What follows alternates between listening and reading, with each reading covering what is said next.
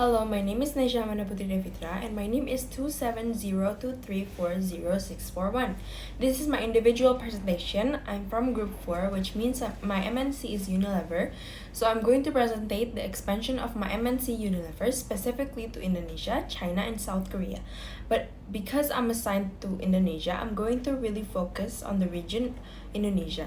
In this video, I'm going to use various theories and framework to explain why Indonesia is not only a significant growth market but also present unique challenges for Unilever global operations.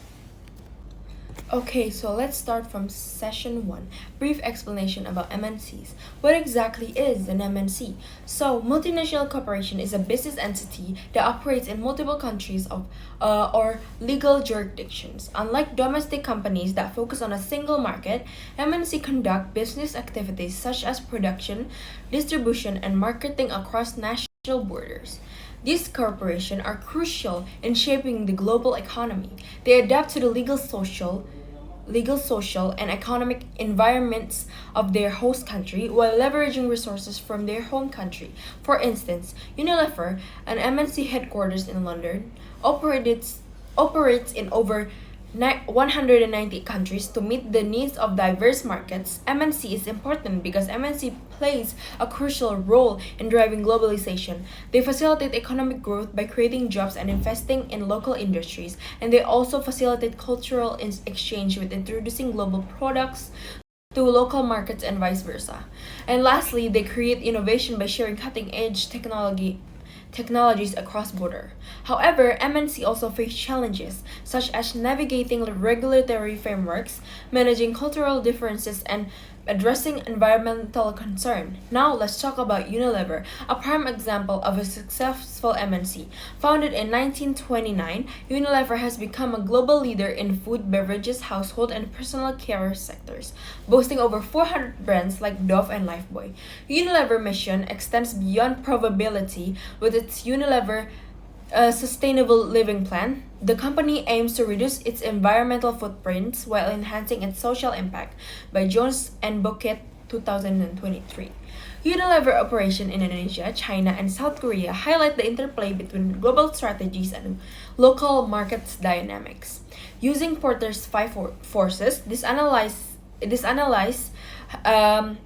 examine how geopolitical factors, state intervention, and social-cultural preferences shape Unilever competitive landscape in developing economies. These forces are influenced by market dynamics, government policies, and digital infrastructure disparities. The analysis focuses on how Unilever adapts its strategy in these key markets, balancing global competition with local economic and political conditions. Okay, but I'm going to focus on explaining Unilever in Indonesia onwards. Moving on to session 2, competitive advantage and its root. The concept of competitive advantage lies at the heart of modern multinational corporation, MNC, and has its origin in classical economic theories. First of all, absolute advantage by Adam Smith. Adam Smith proposed that countries should focus on producing and exporting goods they can create most efficiently while importing those they cannot produce as effectively. The second one is comparative advantage by David Ricardo. Building on Smith's work, Ricardo suggested that nations should prioritize producing goods where they have the lowest opportunity costs, even if they lack absolute efficiency, to maximize global trade benefit. And the third one is competitive advantage by Michael Porter. In the modern era, Michael Porter redefined advantage, emphasizing that it extends beyond efficiency to include innovation, strategic planning, and the ability to compete effectively in global markets. These ideas draw inspiration from John Locke's philosophical framework, which emphasized three fundamental freedom, and that is freedom of speech, freedom of having assets, and lastly, freedom of competition. The freedom of competition in particular laid the groundwork for the development of these theories, which now underpin the strategy employed by MNC in navigating the complexities of global business. Now moving on to session 3, motive. Motive and the location variable in John Dunning's OLI framework. Unilever in Indonesia motive is inherently tied to the location variable within John Dunning OLI framework. When a multinational corporation like Unilever selects a host country, the decision is guided by strategic motive. Each MNC has distinct reason for choosing specific markets based on their expansion goals. Let me explain the motive behind Unilever expansion into Indonesia.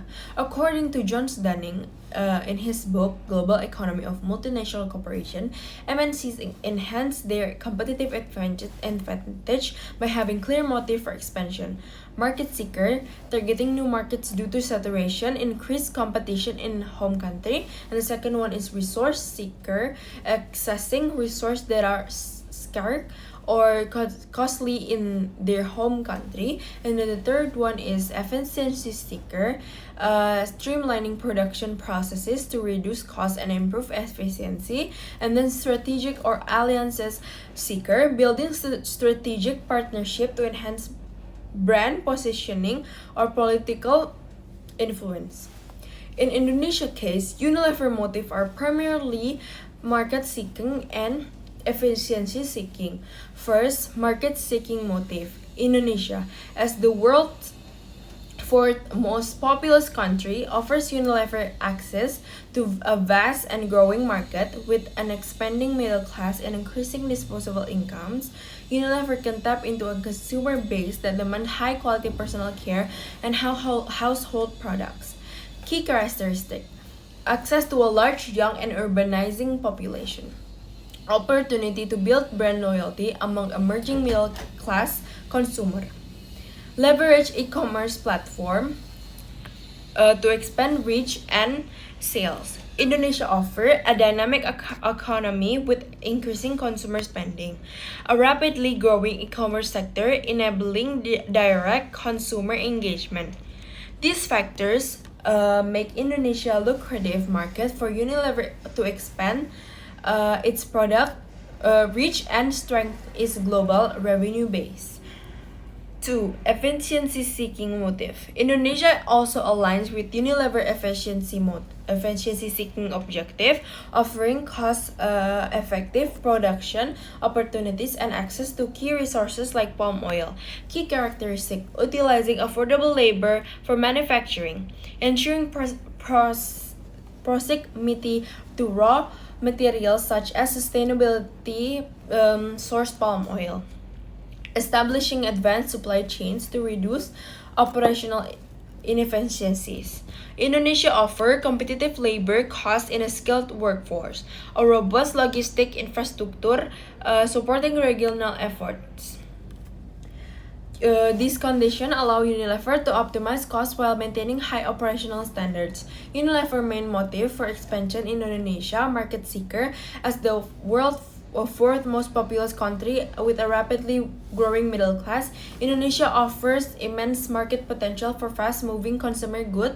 The increasing demand for high-quality and affordable household and personal care products by drive Unilever's strategic focus on this region by leveraging trusted brands like Rinso, which holds a 30 to 35 market share in detergents and walls, dominating the ice cream market with 45 and earning USD 225 million annually from Euromonitor Statista 2023. Unilever caters to local needs while building long-term brand loyalty. Efficiency seeker is another significant motive behind Unilever expansion in Indonesia. The country cost-effective labor market, access to critical raw materials like palm oil, and robust distribution networks allow Unilever to streamline its operation. By establishing local factories and integrating its supply chains, Unilever ensures efficient manufacturing and widespread product availability. This setup supports the company's ability to deliver affordable products such as small sachets tailored to the purchasing power of a lower-income household. The next one is Olive Framework applied to Indonesia.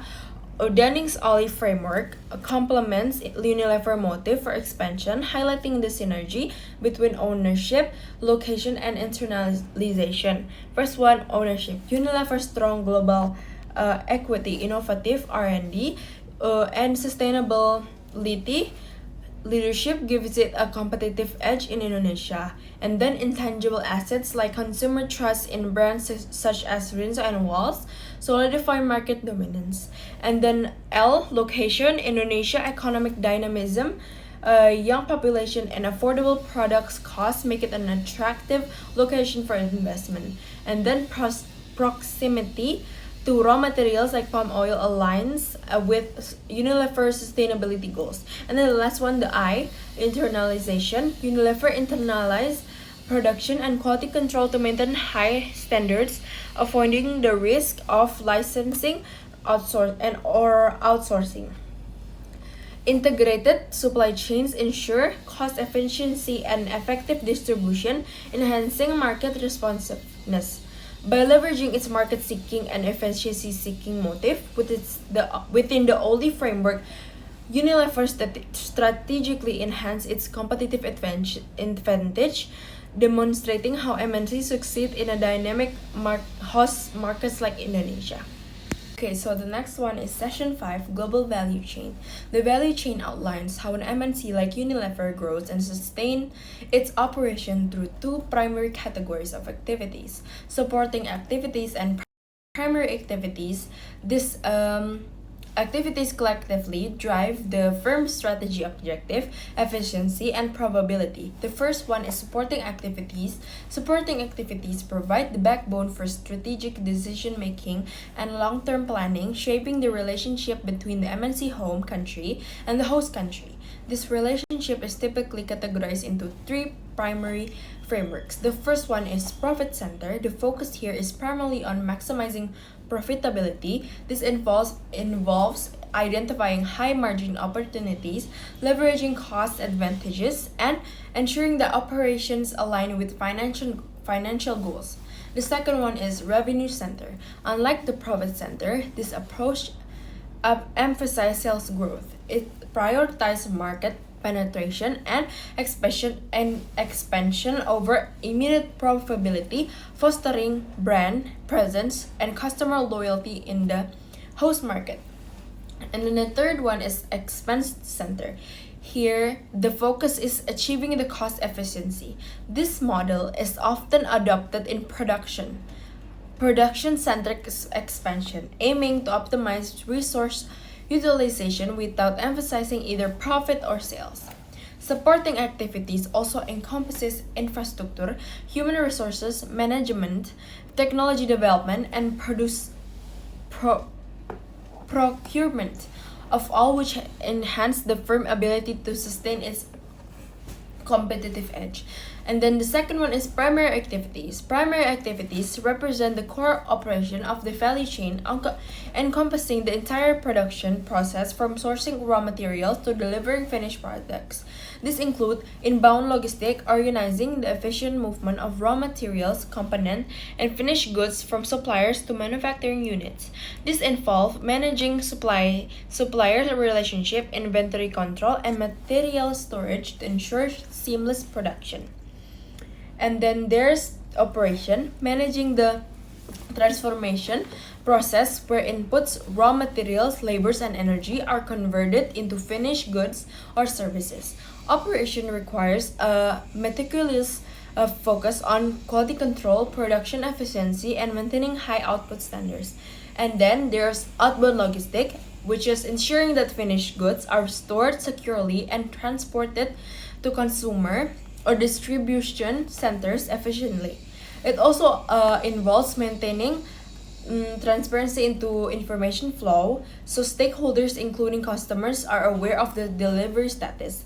And then there's also marketing and sales, creating awareness and demands for the product through strategic campaigns and promotion. This function bridges the gaps between production and consumption by crafting compelling messages, targeting the right audience, and delivering the product's value proposition effectively.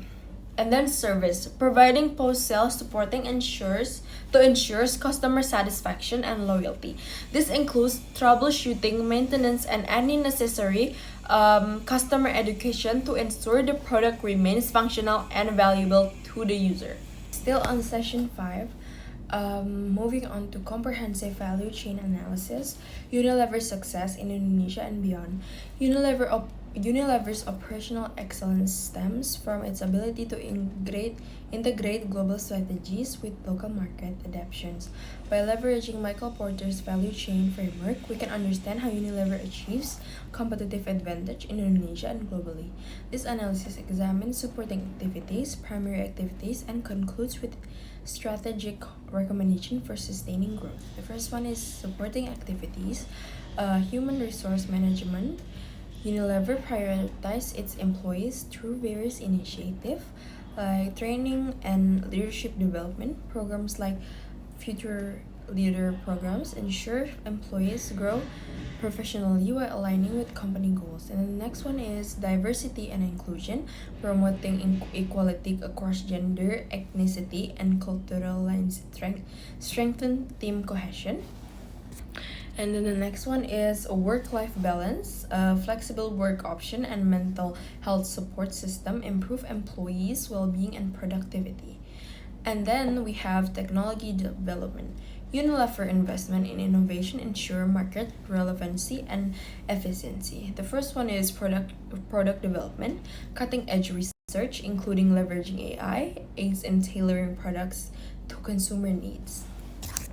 And then we have digital transformation. Platforms like e-commerce channels streamline customer purchasing experience and supply chain management. Also sustainability enhancement, innovations such as renewable energy in the factories align with Unilever global sustainability goals. And then procurement. Unilever exemplifies sustainable and ethical sourcing. By global sourcing, high quality raw materials like tea and palm oil are sourced while maintaining supplier diversity. And then they also did support for farmers. Partnership in countries like Indonesia empower local farmers to fair trade practices, training, and infrastructure development. Also, sustainability focus, commitment to responsible sourcing ensures long-term environmental and social benefits. And then the second one is primary activities. We have inbound logistic, efficient logistic minimize cost and environmental impact. Like local sourcing, for example, herbal extract from Indonesia supports regional economies, and then modern supply chain technologies optimize transportation and storage. And then the next one is operation. Operation are the cornerstone of Unilever global production. Sustainable practice like the zero waste to landfill initiative ensure manufacturing waste is repurposed. And then we have tech integration, automation, and lot streamline processes while maintaining high quality. And then global factory network, over 300 factories including sites in Indonesia like Surabaya strategically reduce costs and meet regional demand. And then we have outbound logistic, efficient product distribution is critical. The first one is eco-friendly transport, optimized routes and minimal packaging, reduce carbon emissions. And then global reach, advanced logistics systems ensure products reach markets seamlessly. And then we have marketing and sale, which is Unilever marketing strategies enhance brand visibility. The first one is sustainability campaigns. Initiative like Project Sunlight reinforce its commitment to societal welfare. And then e-commerce expansion, digital platforms strengthen Unilever presence in evolving markets like Indonesia. And then the last one, you have service, customer satisfaction drives loyalty. Feedback mechanism, channels like hotlines and online supports ensure customer concern and are addressed promptly. And then education programs, campaigns educate user about product benefits, fostering stronger consumer relationship. Okay, so moving on to session 6, Diamond Theory. Diamond Theory, developed by Michael Porter, explained why certain countries excel in specific industries and attract global companies. It highlights 6 key factors that contribute to national competitive advantage. The first one is factor conditions. Country benefit from resources like natural assets, skilled labor, advanced technology, and infrastructure. These foundational assets enabled industries to thrive.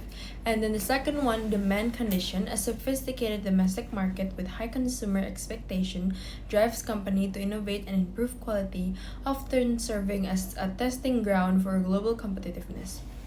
And then we have related and supporting industries, the presence of strong interconnected suppliers, distribution, and complementary industries enhance efficiency and innovation.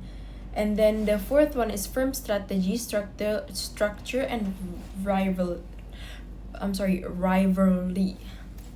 Local competition and unique management practice push companies to innovate, become more efficient, and gain a global edge. And then the next one is chance. Unpredictable events such as technological breakout or global crisis can shift competitive dynamics unexpectedly. And then next is government. Policies insensitive and support from the government can significantly influence the growth and successful of industries. Together, these factors create a diamond framework showing how national conditions shape industries, global competitiveness. Okay, now let's apply the diamond theory to Indonesia. To understand the national competitive advantage, the first one is factor condition. Natural resources. Indonesia ranks as the world top producer of palm oil with 57% of global output from 2023 to 2024.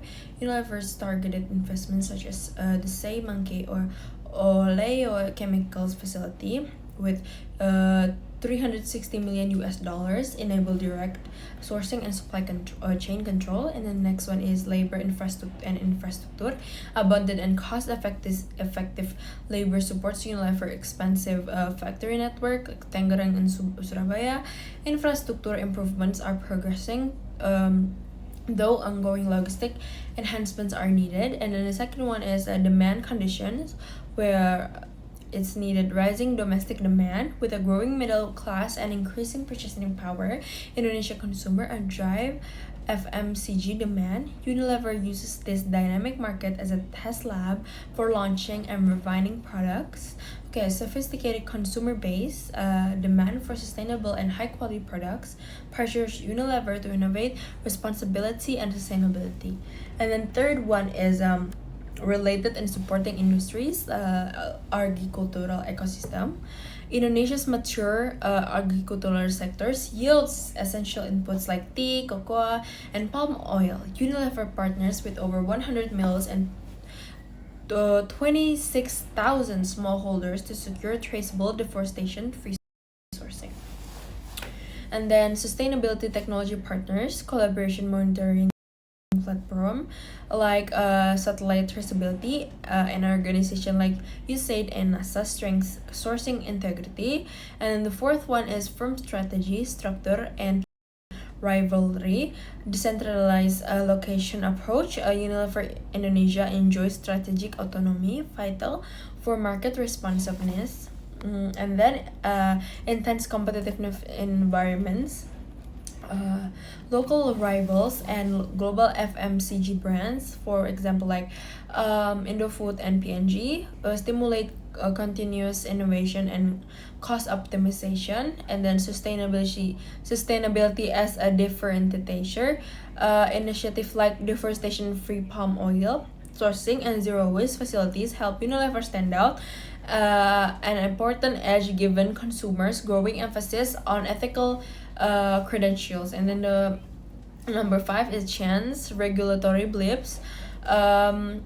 Government inventory such as the palm oil export ban in April to May 2022 introduced both disruption and strategic windows for domestic firm advantage. And then we have pandemic acceleration. The COVID-19 crisis spurred e-commerce adoption. Unilever responded by rolling out mobile apps and digital sales in platform in Indonesia. And then the sixth one is government, pro-FDI, and regulatory support. Indonesia encouraged foreign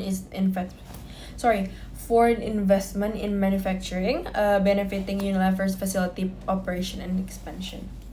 And then they also have sustainability regulation alignment, national mandates on deforestation, and Unilever's voluntary RSPO and no DPF, no deforestation, peat exploitation, pledges minimize compliance, friction, and foster consumer trust. Okay, so the conclusion is Unilever exploits Indonesia favorable diamond environment by integrating resource-rich factor condition, rising domestic demands, quality supporting industries, strong competition, virtuous events, and supporting governance. This strength help explain its strategic capital deployment by 360 million US dollar plant in Seymonkey. Its partnership with 26,000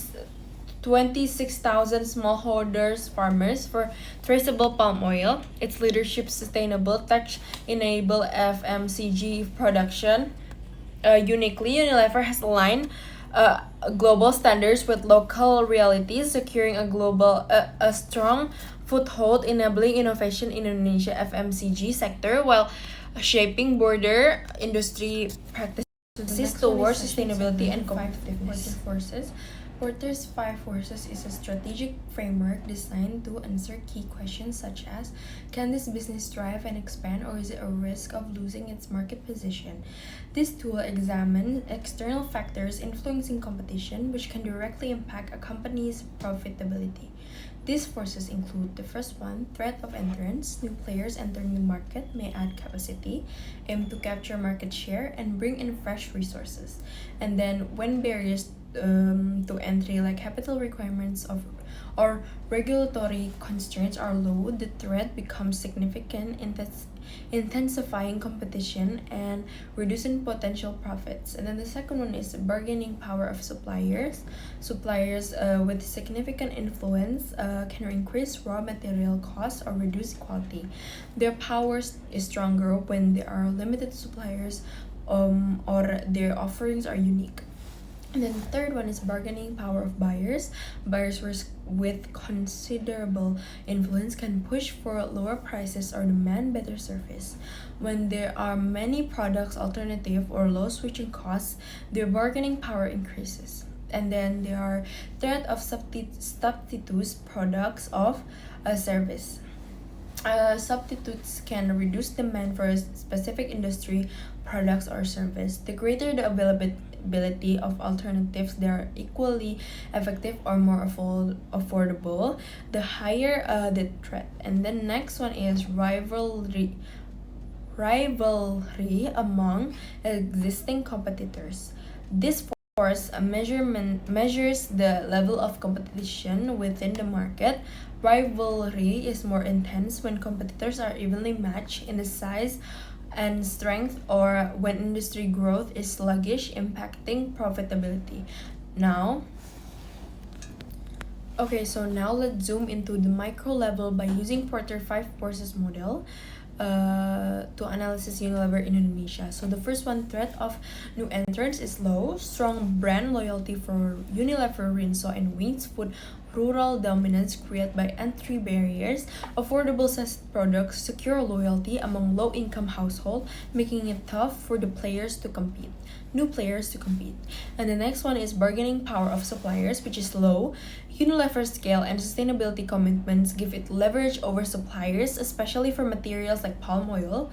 Suppliers of unique or high quality materials hold limited influence. And the next one is bargaining power of buyers, low.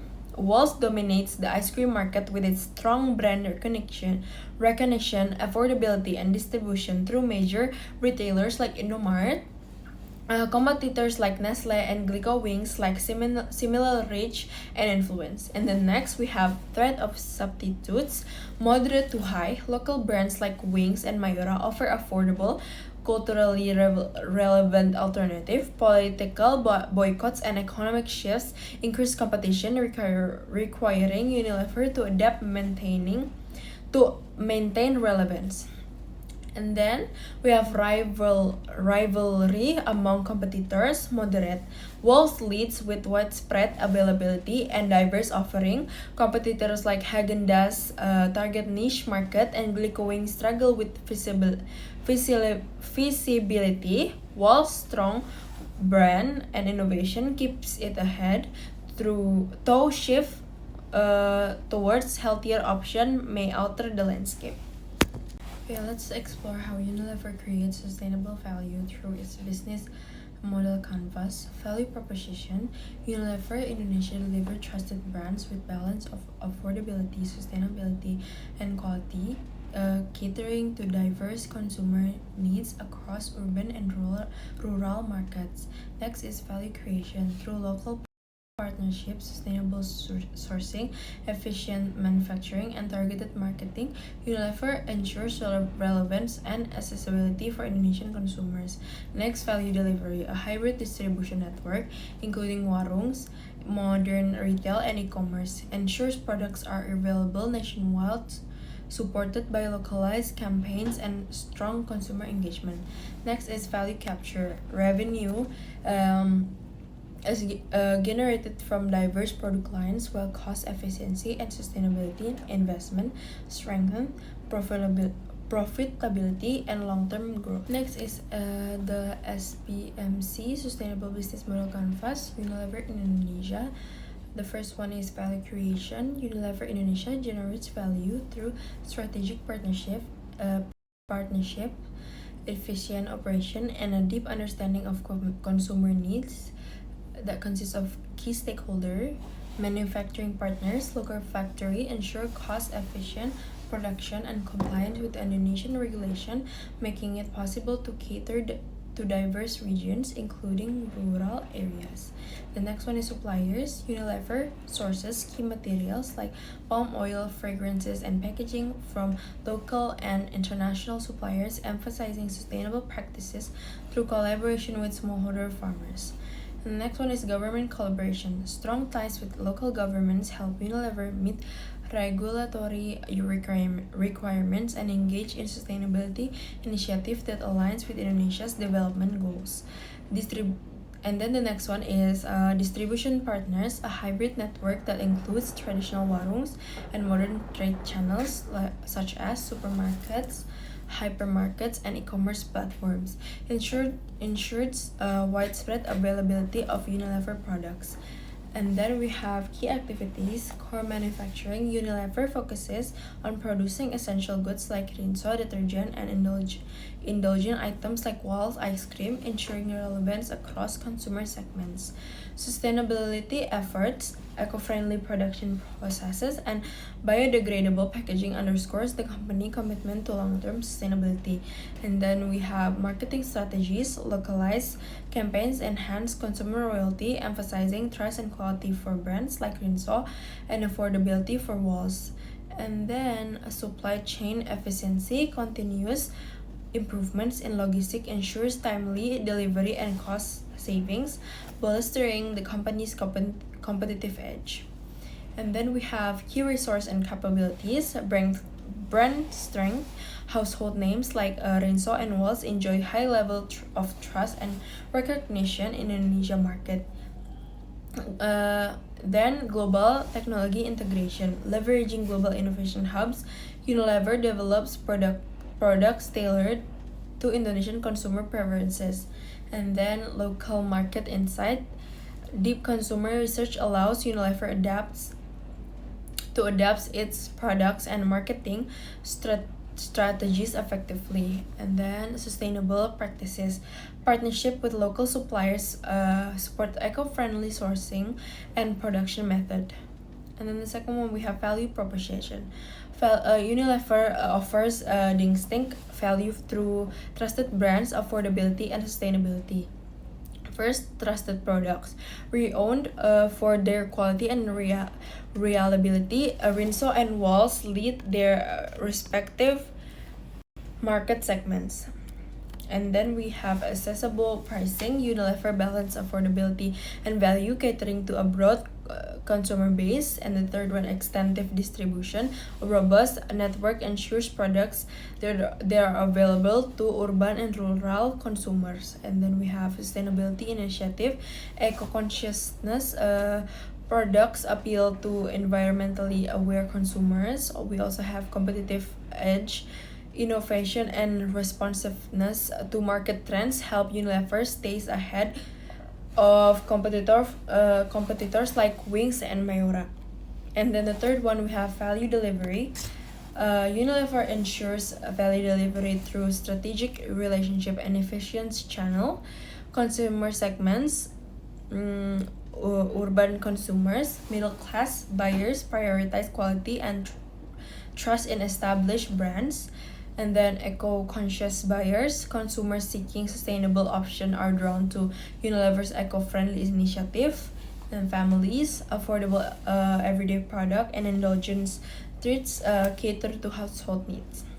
And then we also have customer relationship premium branding. Marketing efforts emphasize reliability and quality. And the second one, digital engagement, social media and e-commerce campaigns enhance customer interaction. And the third one, supporting services. After sales service builds long-term trust and loyalty channels. And then we have modern trade, supermarket, hypermarkets, and online platform provides the convenience for urban shoppers. And then we also have traditional trade, warung or little shops, ensure Unilever reach across rural areas, maintaining its market presence nationwide. And the last one is value capture. Unilever's financial sustainability is driven by efficient operation and diversified revenue streams. Like cost structure, costs include production, logistic, marketing, and retailer incentive. And then sustainability investment at short-term costs but yield long-term benefits. We also have revenue stream. The company generates revenue through sale of household goods like Rinso and indulgent products like Walls, premium offering, and new product launches. Okay, so in conclusion, Unilever's success in Indonesia demonstrate how a global company can thrive in a key market. Their expansion is primarily driven by Indonesia's large and growing consumer base, market seeking, and the opportunity for cost-effective production and access to raw materials, efficiency seeking. By applying Dunning's Ollie framework, Unilever leveraged its strong global brands ownership, Indonesia's attractive market and resources, location, and its integrated operation. Internalization. Porter's diamond theory further highlight Indonesia favorable condition, including its natural resources, rising demand, supportive industries, and internal competition, all of which Unilever strategically utilize. From Porter's five forces perspective, Unilever faces low threats from new entrants and has a strong bargaining power over suppliers and buyers. While substitutes pose a moderate to high threat, the rivalry among existing competitors is moderate, with Unilever holding a strong lead. Finally, the business model canvas shows how Unilever create value through trusted brands, affordability, and sustainability, delivering products through a comprehensive distribution network and capturing revenue through diverse product lines. This integrated approach ensures Unilever's strong foothold and continued innovation in After analyzing Unilever's position in Indonesia, it is evident that despite intense competition from both domestic brands like Wings and Mayora, as well as international players, Unilever continues to dominate the market. Its success is driven by a deep understanding of Indonesian consumer preferences, strategic partnership with local manufacturers, as suppliers, and a strong commitment to sustainability. Unilever's hybrid distribution network, which span urban supermarket and rural warungs, ensure its products are accessible to diverse consumer segments. The Indonesia FMCG market is highly competitive, marked by price-sensitive consumer, growing demand for localized products, and increasing interest in sustainability. Unilever's long-term success in Indonesia depends on its ability to continuously innovate, adapt its product marketing strategies to local preferences, and a strong relationship with key holders, including the government and local communities. So these are the three reflecting questions I have. How does Unilever balance its global brand identity with local strategies to meet the unique demands of market like Indonesia? And then the second one is, what are the ethical and sustainability challenges Unilever faces in leveraging Indonesian natural resources such as palm oil, and how does it address them? And then the last one is, how does Porter Diamond Theory help explain Indonesia's attractiveness as a strategic location for Unilever, and what lesson can other MNC learn from this case?